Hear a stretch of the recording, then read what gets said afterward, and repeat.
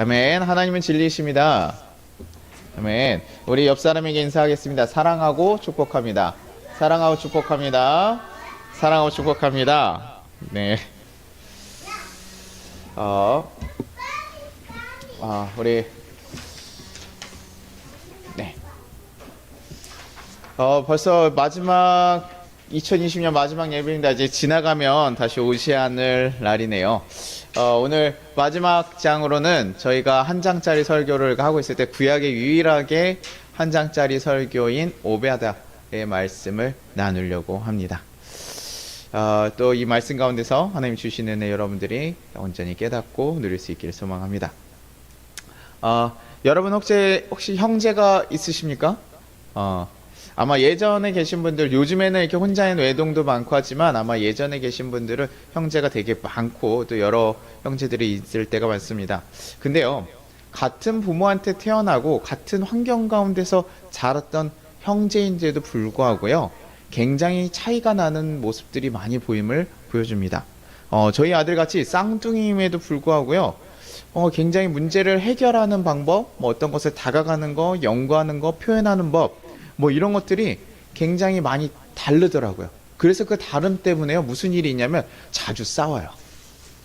조이하고 조아가 맨날 똑같은 걸 보면서도 다른 것을 얘기하니까 서로 그것에 싸우고 엄마한테 오는 아이도 있고 자기 혼자 해결하는 아이도 있고. 근데 만약에 성별까지 점점 다르다고 하면요, 아마 더 큰 차이가 있지 않을까 생각을 해보게 돼요. 제가 아는 친구는 여동생 전화번호도 저장을 안 한다고 하더라고요. 그래서 그럼 어떻게 연락하냐? 그냥 필요할 때 가끔 연락한다라고 하는 이야기가 있어서 좀 의아한 적도 있었습니다. 그만큼 우리가 가족임에도 불구하고 생각보다 성향이 다르거나 생각이 다르면요, 어떤 것을 같이 할 때 힘을 합쳐서 무엇인가 협력해서 일을 하는 게 좀 어렵다는 거예요. 그런데요, 그 가족들이요, 그 좀 다른 성향을 가진 가족과 형제 자매들이요, 힘을 합칠 때가 있어요. 보통 어느 때냐면 가족 가운데나 자기네 형제 가운데 어려운 일이 생기거나 할 때는 그 형제들을 같이 위로하고 힘써주고 도와준다는 거예요. 그래서 그런 걸 보면 피는 물보다 진하다는 말이 좀 이해가 돼요. 맨날 이렇게 으르렁거리면서 싸우다가도 무슨 일이 생기면 꼭 자기 일 마냥 이렇게 가서 막 도와주고 위로해주고, 그런 것들을 보면서 서로 화해하고 더 끈끈해지게 되는 모습들을 보게 됩니다. 그런데요, 자신에게 어려운 일이 닥쳤는데도 불구하고요, 그것을 외면하는 가족을 볼 때는요, 평소 다른 이들이 자신들에 대해서 외면하는 것보다 더 큰 배신감을 느끼고 상처를 받는 것을 좀 종종 보게 돼요. 아니, 가족인데 어떻게 그럴 수 있나? 아무리 우리가 생각하는 게 다르고 성향이 달라도 그래도 내가 이런 어려움이 있고 힘듦이 있는데 가족인데도 불구하고 도와주지 않아? 생각하지 않아? 이런 것을 딱 경험하고 나면요, 정말 그냥 다른 사람들보다 더 원수같이 돌아서는 경우들이 있더라고요. 그래서 그런 상처를 준 사람들에게는요, 이미 그들은 가족의 범위를 벗어나 버려요. 가족처럼 생각하지도 않고, 다른 이들 잘못했다가 용서해 줄 수도 있지만 그 사람만큼은 용서하지 않고 지내는 경우도 종종 있더라고요.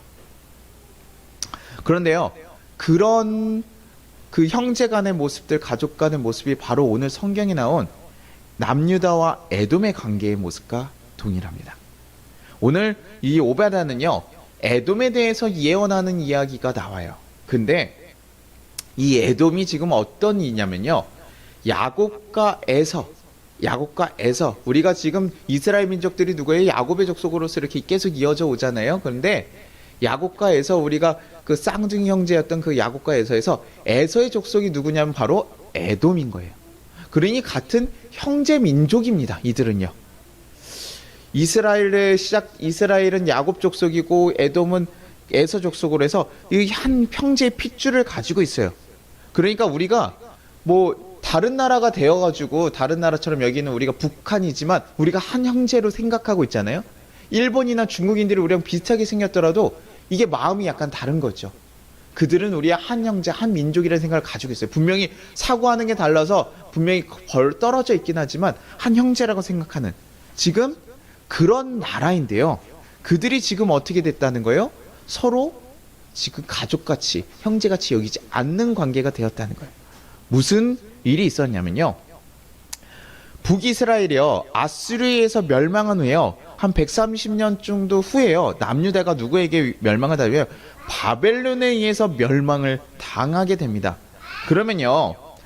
에돔이요. 남유다가 이방 나라한테 공격을 당하게 되면요. 좀 같이 힘을 합쳐서 싸워주거나 그래도 다른 나라한테 공격당해서 큰 위험이 처하면 좀 도와주어야 될 것 같은데 도리어요. 어떻게 했냐면 이방 민족들이 공격을 하면 남유다가 같이 에돔이 같이 가서 합세해서 그들을 도왔다는 거예요.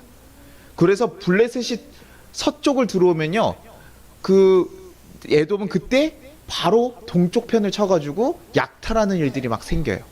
우리 그렇게 한 크게 3번 정도 일이 있었는데 언제냐면요. 여기 한번 볼게요. PPT 한번 살짝 볼게요. 네. 요게 지금 한 형제를 배반하는 역사가 한 3번 정도 기록이 되고 있어요. 여호람 왕 때도 한 번 그랬었고요. 아하스 왕 때도 블레셋과 함께 압수로와 함께 또 그랬어요. 그리고 이제 사실 오늘 성경에 가장 중점적으로 다루고 있는 게 뭐냐면요. 이 마지막이에요. 이 마지막에 예루살렘 멸망할 때 바벨론에 의해서 멸망당하는 그때의 지금 에돔이 행한 모습 때문에 지금 하나님께서 이것을 징계하신다고 얘기하고 있는 거예요. 그들이 어떻게 했는지 한번 여기 여러분 살펴보면 아주 기가 막힙니다. 오베아서 1장 12절에서 14절입니다. 오베아서 1장 12절에서 14절입니다. 제가 읽겠습니다. 내가 형제의 날 곧 그 재앙의 날에 방관할 것이 아니며 유다 자손이 패망할 날에 기뻐할 것이 아니며 그 고난의 날에 내가 입을 크게 벌릴 것이 아니며 내 백성이 환난을 당하는 날에 내가 그 성문에 들어가지 않을 것이며 환난을 당하는 날에 내가 그 고난을 방관하지 않을 것이며 환난을 당하는 날에 내가 그 재물에 손을 대지 않을 것이며 내 거리에 서서 그 도망하는 자를 막지 않을 것이며 고난의 날에 그 남은 자를 원수에게 넘기지 않을 것이니라. 이게 뭐냐면 지금 그렇게 하지 않았어야 된다고 얘기하는 거예요. 너네가 지금 그렇게 하지 않았어야 되는데 무엇을 했다고 하는 거예요? 형제의 재앙에네 지금 바벨론에서 멸망당하는 그날에요. 그 모습을요 방관하고 있었고요. 그 더 나아가서 뭐합니까? 기뻐하면서 그 형제의 아픔을 크게 웃고 즐거워했다는 거예요. 아주 그냥 형제 모습을 보면 정 떨어지는 모습인 거죠. 그런데 거기서 끝이 아니라요. 그냥 그들의 멸망을 보면서 즐거워하는 것에서 끝이 난 게 아니라 백성의 아까 얘기했듯이 블레셋이 들어가면 막 서쪽에서 다시 반대편에 가서 약탈하듯이 지금 뭡니까? 그들의 성문에 들어가서 또 다시 그 멸망의 날 제산을 약탈하고요. 심지어 그 성에서 도망가는 이들을요.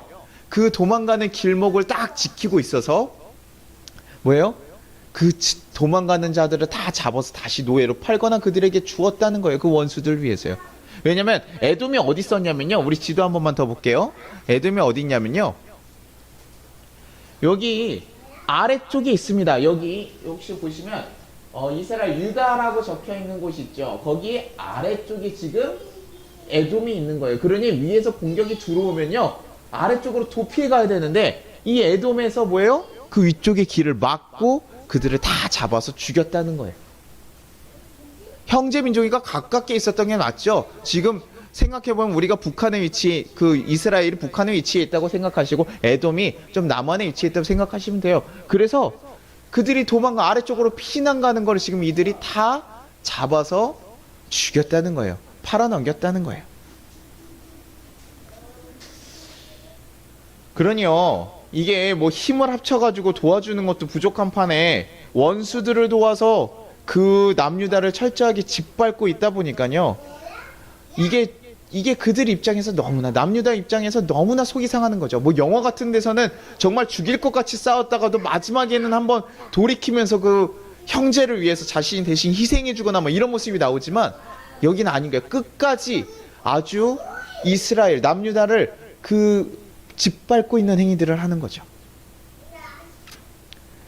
아주 남유다 사람들이요 이를 갈면서 돌아갔을 거예요. 내가 너희들 가만두지 않을 거야. 내 형제 족속이어서 우리는 진짜 그걸 형제로 여기고 했지만 너네가 어떻게 이 마지막 순간 우리나라가 이 망하는 이 나라 이 순간까지도 우리를 이렇게 괴롭게 하고 도리어 더 힘들게 하냐.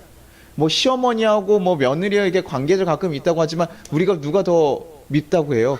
그 옆에 시누이가 더 밉다고 하잖아요. 지금 자신의 나라를 멸망시키는 바벨론도 속상한데요. 거기서 그걸 거들어주는 에돔이요. 너무 사실은 속상하게 만드는 거죠. 그런데 그것에 대해서 전혀 뭐 가책을 느끼거나 뭐 슬퍼하는 게 아니라 그것을 너무나 당연한 일이라 생각하고 잘된 일이라고 여기는 그들을 보면서요. 이게 너무 이스라엘 입장에서 속이 상하는 거예요. 근데 우리가 뭐 인간적으로 한번 생각해 볼게요. 그냥 생각해 보면 그렇게 생각할 수 있습니다. 아니 이미 다른 나라가 되었고 에돔과 그러니까 에서와 뭐 야곱은 당연히 형제였지만 이미 떨어진 지 오래되었고 다른 나라가 되었는데 뭐 그럴 수 있는 거 아니냐? 그냥 이제 그냥 아예 다른 나라가 된 거 아니냐? 정치적인 상황에서 보면 그들이 멸망하는 게 에돔 입장에서 더 좋아 보이니까 당연하게 그것을 기뻐하고 그거 도울 수 있는 거 아니냐? 뭐 그렇게 생각할 수 하는 분들이 있을지도 모르겠습니다. 그런데요, 하나님은요 남유다 백성들에게 이런 명령을 해요. 신명기서 23장 7절에 이렇게 얘기합니다. 너는 에돔 사람을 미워하지 말라. 그는 내 형제임이니라. 애굽 사람을 미워하지 말라. 내가 그의 땅에서 객이 되었음이라. 이렇게 한번 신명기서에서 그들에게 얘기해요. 에돔 사람들은 누구예요? 너네 형제임을 일러주면서 그들을 미워하지 말라고 얘기하거든요.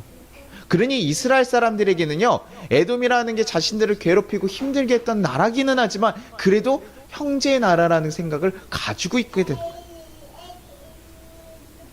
마치 뭐 하나님께서 부모님이 자녀들 싸우면요 얘기하듯이 너네 형제니까 그러면 안 돼. 저도 저희 아이들 싸우면요 이해되죠? 누가 맞고 틀렸고 그것을 따지기 전에 너네는 그래도 형제니까 그러지 않아야 돼. 다른 이들이랑 싸웠을 때는 그럴 수 있지만 형제인 너희는 서로 이해하고 푸듬어주고 너네 서로 힘을 협력해줘야 된다. 서로 사랑해야 돼. 그것이 형제야. 그렇게 얘기하게 되거든요. 하나님께서 지금 이스라엘 백성에게 그런 것을 얘기한 거예요. 그러니 그들에게는요 항상 형제로 생각하고 있고 또 이들이 어떤 관계였냐면 심지어 동맹 관계였어요. 지금 이게 막 적대 관계여서 막 이렇게 떨어진 게 아니라 동맹을 맺고 있는 관계에서 뒤통수를 친 상황이거든요. 그러니 이 둘의 관계가요 파국으로 치닫게 되는 거죠. 여러분은 에돔의 모습을 보면서 어떤 생각이 드십니까? 어떻게 해서 그는 형제의 나라가 멸망하는 것을 보면서 기뻐하는 순간까지 이르렀을까? 도대체 그들은 그래도 형제의 나라라는 거 알 텐데 그래도 마지막 순간엔 서로 좀 도우면서 지낼 수 있지 않았을까라는 생각이 들었는데 도대체 어떻게 그들은 그랬을까? 오바댜서 1장 3절에요. 그들이 그렇게 행동한 것에 대한 이유를 얘기해 줍니다. 1장 3절에 오바댜서 1장 3절입니다. 너의 마음의 교만이 너를 속였도다. 바위 틈에 거주하며 높은 곳에 사는 자여, 내가 마음에 이르기를 누가 능히 나를 땅에 끌어내리느냐 하겠냐 하니. 지금 그들이 뭡니까? 그들의 마음에 교만해서요 누가 나를 땅에 끌어내리겠냐라고 얘기한다는 거예요. 오바댜에서 에돔의 패망의 원인을 지금 뭐라고 얘기하고 있냐면 바로 교만이라고 얘기하고 있어요. 근데 이 나라가 그럴 특징이 조금 있습니다. 어떤 특징이냐면요, 요르단 남부에 그 세일산 산맥에 페트라라는 지역이 있어요. 거기에 살았는데요, 이게 어떤 지역이냐면 남부 평야와 고원지대가 이렇게 딱 붙어있는 그 경계선이에요. 그래서 이 지역이 딱 가서 보면요 어떻게 되냐면 한 800m 가까 찌른 절벽이 이렇게 있습니다. 그리고 거기에 성문이 이렇게 있어서 거기에 들어갈 수 있어요. 그리고 거기 아주 좁은 길이 하나 있는데 거기는요 말을 타고 한 2명 정도가 타고 이동할 수 있는 아주 좁은 길이 한 1.3km 정도 쭉 나 있어요. 거기를 지나가야지만이 에돔 사람들을 만날 수 있는 거예요. 그러니 에돔을 쳐들어갈 때 어떻게 하면 그 좁은 길로 들어가야 되고 절벽에서 뭐 돌만 던져도 뭐 전쟁이 나면 거기서 얼마든지 막을 수 있는 되게 천연 요새에 있는 거예요. 그래서 되게 그 바위산 위에 이렇게 딱 자리를 잡고 있으면서 거기를 딱 지키고 있는 자들인 거죠. 그러니 어느 나라에도 쉽게 정복당하지 않는 그런 천연 요새 가운데 살고 있어요. 그리고 여기가 또 어디냐면요, 왕의 도로라 그래서요 다메섹을 잇는 무역도로가 있는데요, 여기에 참 대상들이 많이 지나가요. 그 대상들이 지나가는데 자기 땅 그쪽을 지나가니까 어떻게 합니까? 거기서 통행세를 받는 거예요. 그러니 이들이요 뭐 바위 틈에 살면서요, 사실은 농사 짓기가 굉장히 불편하고 어렵거든요. 근데 여기를 지나가는 천연 요새 그쪽을 지나가는 대상들에서 통행세를 받고요. 그리고 또 어떻게 됩니까? 자신들이 농사를 짓지 않고 막 이렇게 있으니까 그것이 만약에 필요할 때는 어떻게 합니까? 근처 나라 가서 약탈을 해오는 거예요. 남유대도 그 대상 중에 하나로서 약탈을 해왔던 거죠. 근데 약탈을 해도 큰 문제가 안 돼요. 왜냐면 아까 말했듯이 천연 요새에 있으니까 이들이 약탈을 해갔다고 한들 이들을 어떻게 칠 수가 없는 거예요. 그 안에 있을 때는. 그러니 이들이요, 야, 자신이 원하는 대로 살아가고 뭐 어떤 나라도 자신들을 어떻게 할 수가 없고 넉넉하게 살아가는 족속이다 보니까요, 자신이 원하는 모든 것을 할 수 있는 족속이다 보니까 교만하던 식은 어떤 것도 두려워하지 않는 모습들이 보이는 거죠. 그래서 항상 자신이 원하는 대로 자신의 만족을 위해서 자신의 뜻대로 살아가는 것. 그러니 형제의 나라가 망하든 망하지 않든 자신들의 기분에만 집중하면서, 그래 뭐 니네 상관없어, 우리는 어차피 망하지 않으니까, 바벨론이 쳐들어온다고 하든 어떤 강대국이 온다고 하든 우린 상관이 없으니까 그래 니네 망하는 거 잘 됐다, 그러면서 그들의 감정과 상황에 대해서 전혀 고려하지 않는, 형제가 어떻게 됐는지 신경 안 쓰니까 자신들만 좋으면 된다고 생각하는 거예요. 그것이 지금 그들을 이렇게 악항의 모습까지 가게 했다는 거예요. 자신이 가진 것들, 그 천연 요새와 거기 통행세용을 받으면서 넉넉한 것들을 가지고 있고 언제든 약탈해도 침범당할 위험이 없다 보니까, 아, 나는 이걸로 충분해. 그러니 하나님을 찾는 것도 뭐 누구의 사랑을 이해하는 것도 필요 없다는 거예요. 그 교만한 마음이요, 다른 이들을 보지 못하게 만들었다는 거예요. 형제를 생각하지 못하게 만들었다는 거예요. 자신의 감정과 자신의 능력과 자신의 만족에만 모든 것들이 집중해서 있다 보니까요, 내가 맞는데, 내가 생각하는 게 맞는데 뭐 다른 사람 의견을 들을 것도 없고 그냥 아나무인의 상태로 살아가게 되는 것이죠. 그런 모습들이 결국 그 관계들을 무너뜨리고 없앴던 거예요. 저는 뭐 청년들 가끔 얘기하다 보면 이런 얘기들을 합니다. 어떤 청년이 결혼 후에 이런, 제가 질문했어요. 어떻게 행복하니? 그랬더니 결혼 생활이라는 게 입체적이잖아요. 이렇게 결혼한 지 얼마 안 됐는데 그런 얘기를 하더라고요. 그래서 결혼 배우자하고 의견이 안 맞았을 때 약간 좀 속상하다는 의견을 얘기를 해요. 분명히 자신이 맞는데 도저히 이해할 수 없다는 거죠. 맞아요. 분명히 뭐 이성적으로 생각했을 때 그런 상황이 있을 수도 있어요. 그런데요, 그때 한번 얘기했던 게 뭐냐면, 자신의 감정과 자신의 상황만 생각하니까요, 그 상황이 굉장히 행복하지 않고 불편한 상황이 되는 거예요. 속상한 것만 생각하는 거예요. 왜 배우자는 나를 이해하지 못하지? 근데 우리가 정말 행복해지기 위해서는 내 감정에만 집중할 것이 아니라 그 사람의 생각과 그 사람의 그 입장도 생각해야지만 그것이 오해에서 이해로 바뀔 수 있는 일이라는 거예요.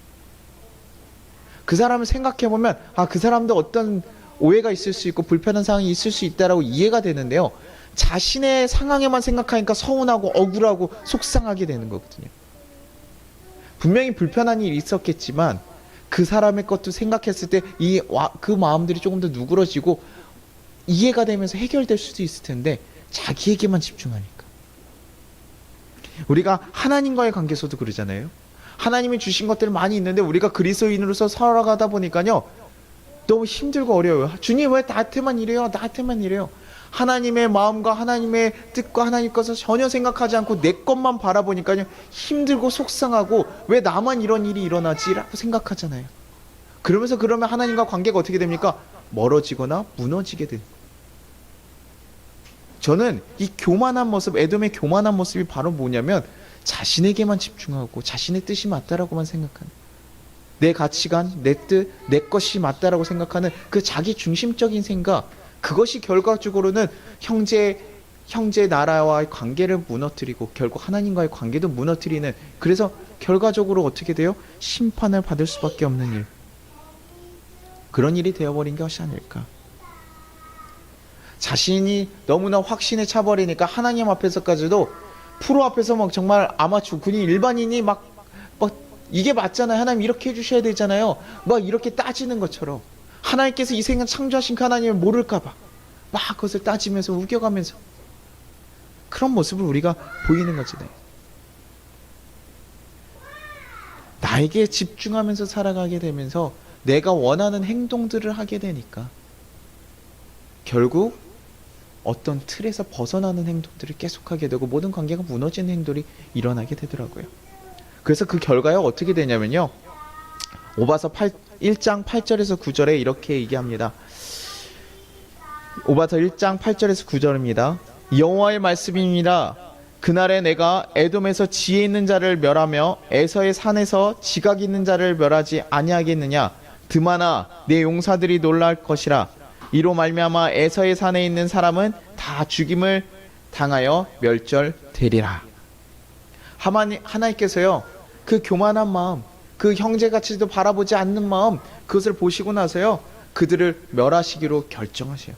항상 기회를 주시는 하나님이신데요, 지금 에돔에 대해서 딱 얘기하시는 거예요. 그냥 단순하게 너네가 벌 받을 것이라는 게 아니라 영원히 멸절되리라. 그 다음 절에 보면 딱 얘기해요. 영원히 너네가 멸절되리라고 얘기해요.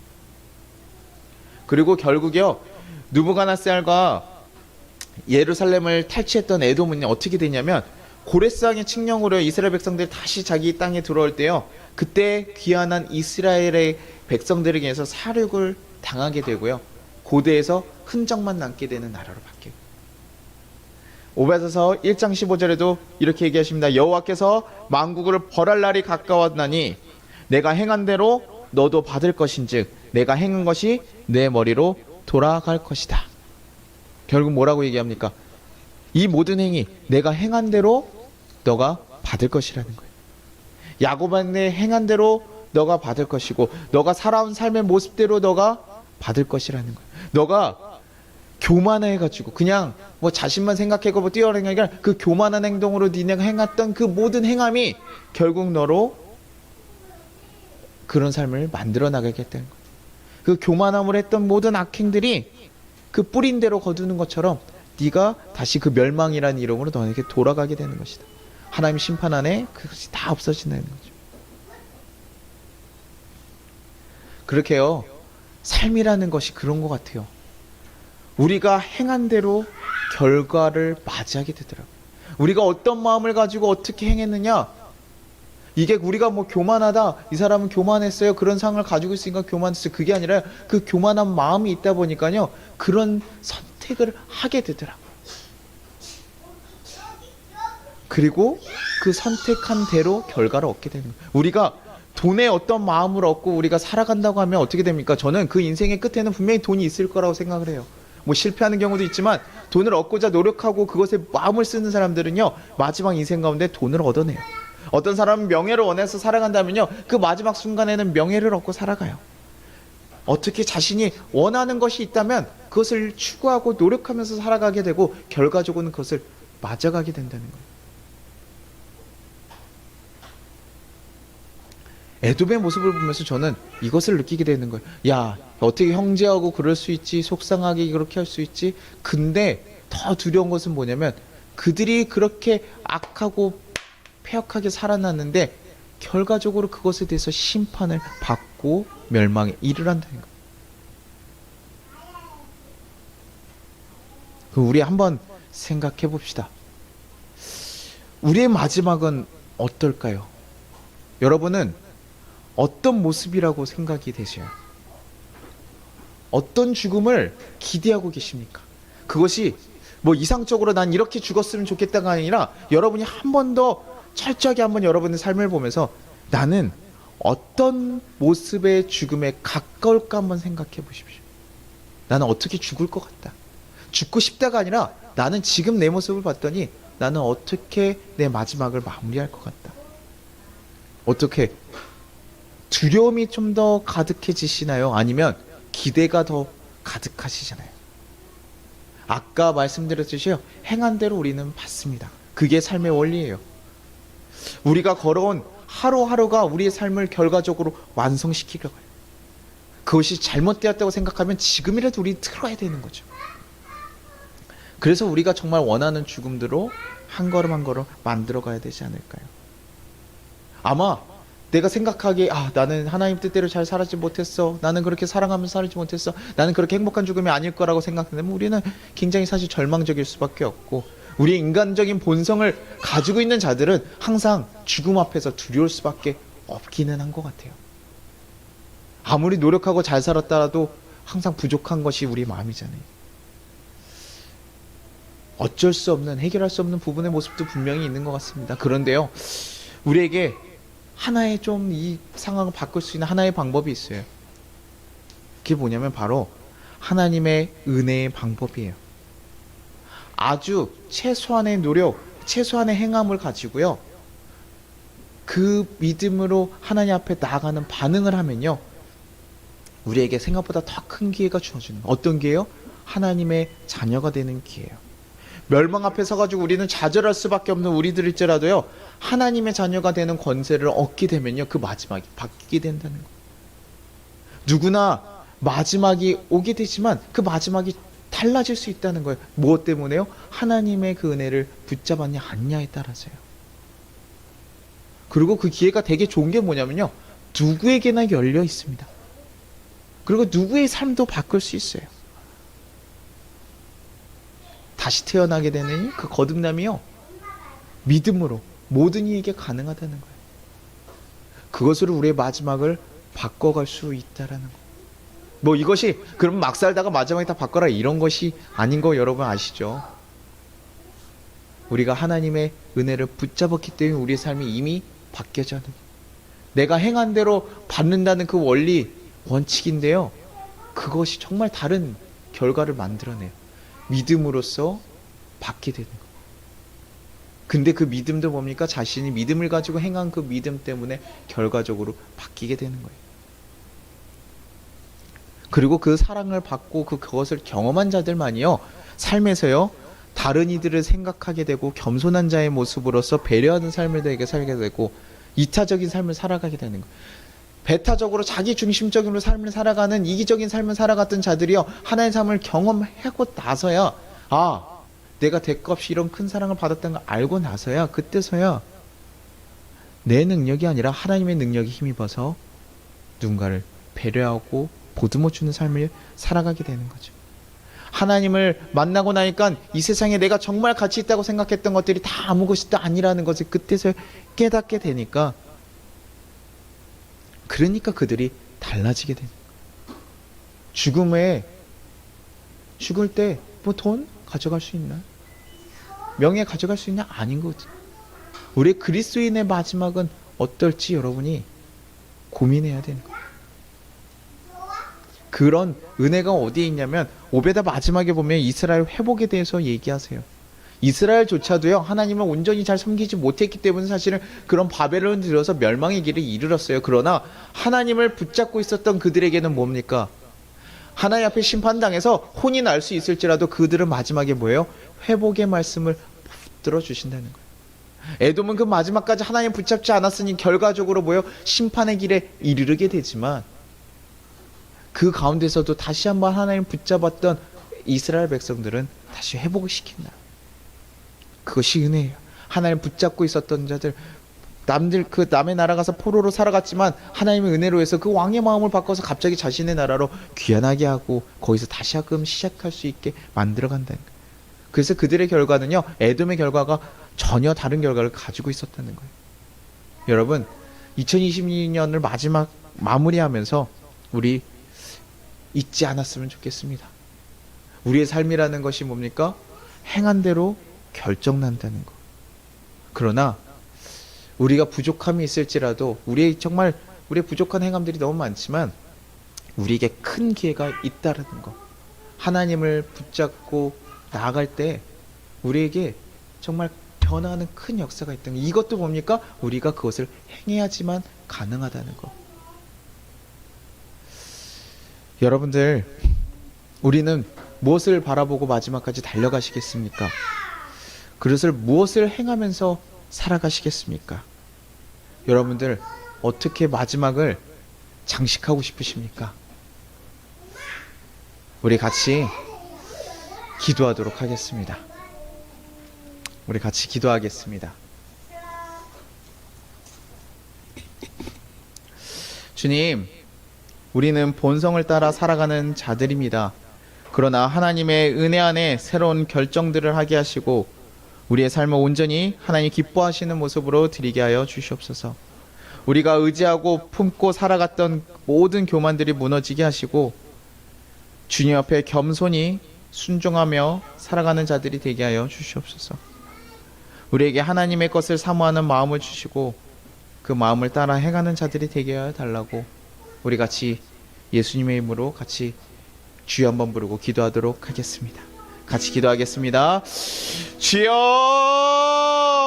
하나님 아버지 감사합니다. 하나님, 오늘 우리가 에돔의 모습을 보면서 그들의 하나님 정말 형제 가운데서 하나님 철저하게 배반하고 하나님 살아갔던 모습들을 봅니다. 근데 그 모든 기반이 하나님 그들의 교만 가운데서 하나님 자신의 것을 쫓아가며 자신의 생각대로만 살아갔던 그 삶에서 우리가 봤음을 고백합니다. 주님, 우리 마음 가운데 정말 하나님을 발견할 수 있게 하여 주시옵소서. 내가 살아가는 것이 아니라 하나님의 뜻을 발견하고 살아가는 자들이 되게 하여 주시옵소서. 그래서 정말 하나님 입장을, 하나님 사랑을 더 생각하게 하시고, 그래서 우리가 정말 이제는 더 선한 것, 더 귀한 것들을 행하면서 살아갈 수 있는 자들로 하나님 다시 살아가게 하시옵소서. 하나님, 우리 삶 가운데 더 귀하고 선한 것들이 늘어나게 하시고 사랑 행위들이 늘어나게 하셔서 오직 주님을 품고 살아갈 수 있는 귀한 성도들 되게 도와주옵소서. 그래서 우리가 하나님 그 마지막 순간 가운데 하나님 앞에 기쁨으로 나가게 하시고 마지막 순간을 기다리며 살아갈 수 있는 자들이 되게 도와주옵소서. 슬픔이 가득한 마지막이 아니라, 두려움이 가득한 마지막이 아니라 주님의 사랑을 기대하며 기쁨으로 나갈 수 있는 그 마지막이 될 수 있도록 주여 도와주고 역사하여 주옵소서. 주님 지켜주실 줄 믿습니다. 주님, 후회 가득한 날들이 되지 않게 하시고 하나님 정말 하나님께 감사하는 날들이 더 늘어날 수 있게 하시고 우리 성도들 가운데 하나님 그런 삶들이 더욱더 풍성해질 수 있도록 주여 도와주옵소서. 하나님, 우리에게 주어진 그 하루하루를 소중하게 여기며 하루하루를 감사하며 살아갈 수 있는 정말 하나님의 인도하심을 누리며 살아가는 우리 귀한 성도들 될 수 있도록 주여 도와주시고 하나님 그들의 삶을 온전히 하나님 나라 가는 그 마지막까지 붙잡아 주셔서 그 길로 걸어갈 수 있는 귀한 성도들 될 수 있도록 주여 도와주시고 역사하여 주옵소서. 주님 붙잡아 주실 믿습니다. 하나님, 이렇게 온라인 가운데서 하나님 예배를 하며 하나님 각자 하나님 어려운 상황 가운데 예배를 드립니다. 하나님, 그 자리에서 예배 드리는 게 하나님 쉽지 않음을 고백합니다. 그러나 그 마음을 하나님 붙잡아시고 그들의 삶을 붙잡아주셔서 하나님 그들이 오직 주의 앞에 온전히 나아가며 주님과 동행하는 귀한 삶을 살아갈 수 있는 우리 성도들 될 수 있도록 주여 도와주시고 역사하여 주시옵소서. 주님께서 그들과 함께 하시고 우리와 함께 하시기를 간절히 소망하며 예수님 이름으로 기도합니다. 하나님 아버지 감사합니다. 우리가 너무나 부족하고 연약한 자들임을 고백합니다. 이 세상에서 세상의 것들이 우리를 지켜준다 생각하고 그것에 마음을 쓰며 우리의 인생을 소비하며 살았음도 고백합니다. 주님, 그러나 이제 달라지게 하여 주시옵소서. 이제 변화되게 하여 주시옵소서. 정말 가치 있는 것이 무엇인지 알게 하시고 주님의 사랑을 정말 경험한 새로 그 사랑을 붙잡고 나아갈 수 있는 자들 되게 하여 주시옵소서.